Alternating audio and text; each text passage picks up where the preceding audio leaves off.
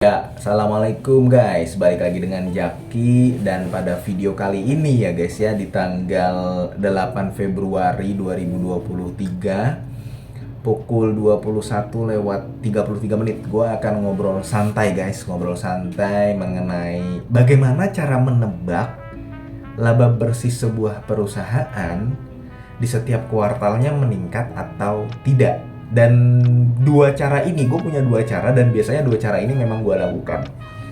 Kita nggak usah panjang lebar. Yang pertama langsung gue sebutkan aja. Biasanya gue melihat perusahaan laba bersihnya akan meningkat atau tidak dari history.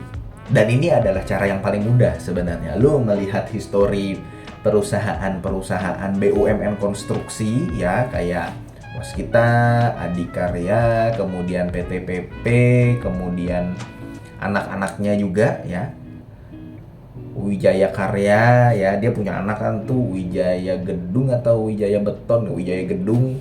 Nah, lu lihat dari history. Biasanya di kuartal 4 mereka bagus-bagus, seperti itu. Karena ya perusahaan BUMN untuk proses pembayarannya kan biasanya di akhir tahun. Kemudian untuk kayak hardware, consumer goods ya guys. Kemudian hardware bukan consumer goods sih, tapi bisa ya begitulah, non cyclical sebenarnya dia kan.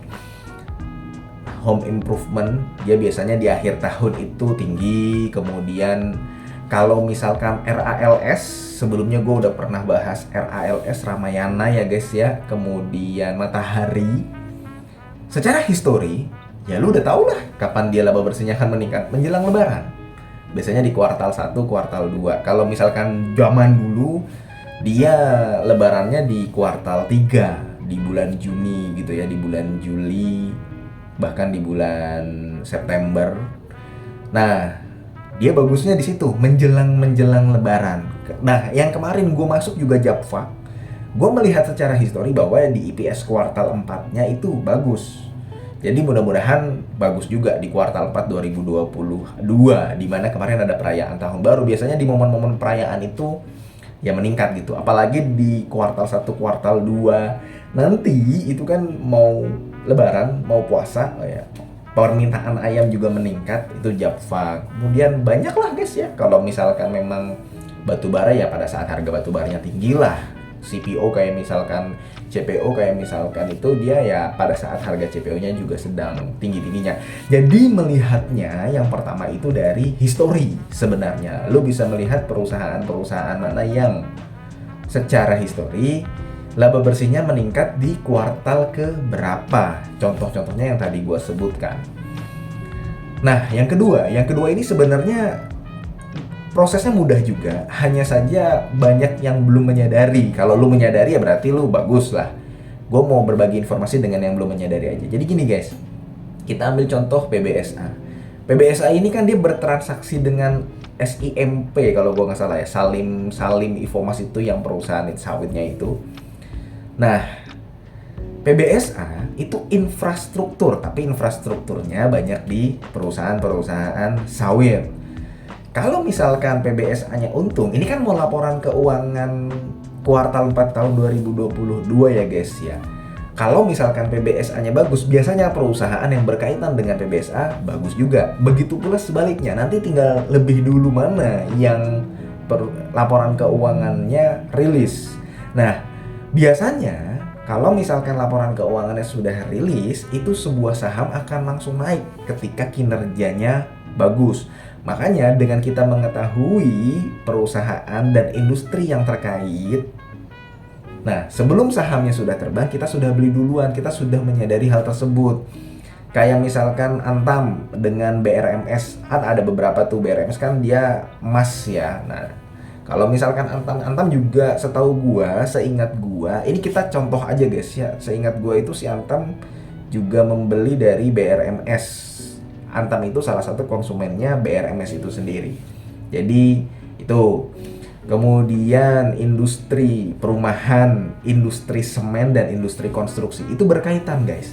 Biasanya ya, ketika perusahaan semen kayak SMGR, SMBR, INTP, ketika dia bagus ya, perusahaan kinerjanya bagus nanti di kuartal 4, perusahaan properti dan perusahaan konstruksi juga bagus. Biasanya seperti itu. Kita melihat dari industri terkait. Nah, salah satu yang membuat gue cukup yakin dengan konstruksi dan properti adalah gue di jalan sering melihat ada truk, ada mobil bak membawa banyak semen.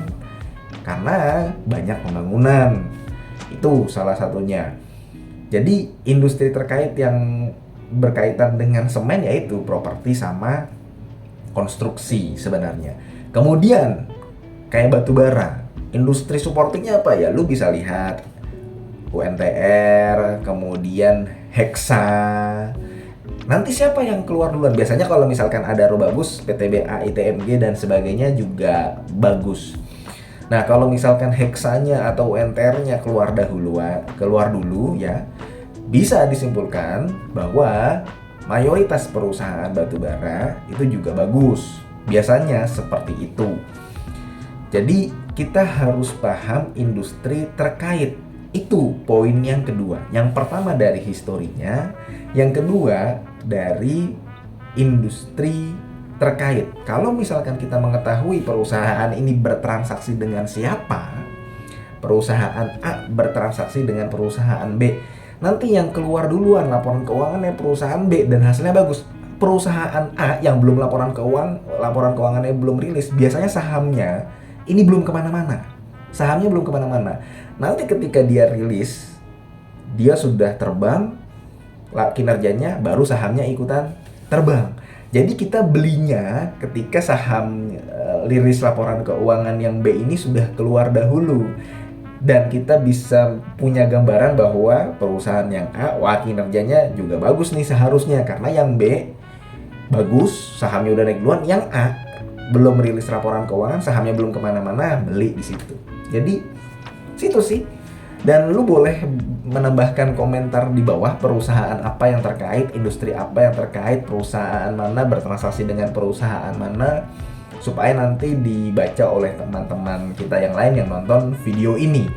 Jadi dua itu guys, berdasarkan pengalaman gua, yang pertama dari historinya, cara menebak laporan keuangan dan kinerja sebuah perusahaan bisa meningkat atau tidak. Yang pertama dari historinya, kita cek dari masa lampau.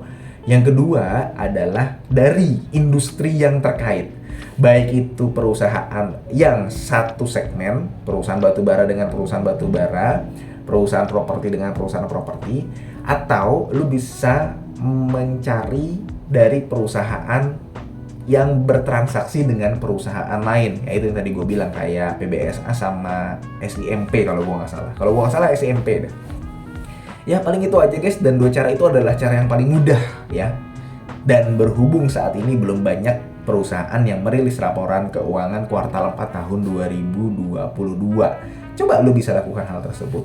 Mudah-mudahan video ini bermanfaat. Dan ini gue hanya berbagi informasi aja, karena memang di kolom komentar ada yang menginformasikan gue baru nih bang, baru masuk nih gara-gara, dan gue banyak nonton video lu. Nah gue mau ngasih tahu ini ke lu pada guys. Mudah-mudahan ini bermanfaat, semoga lu sehat selalu sehingga kita bisa bertemu kembali di video-video selanjutnya. Wassalamualaikum warahmatullahi wabarakatuh.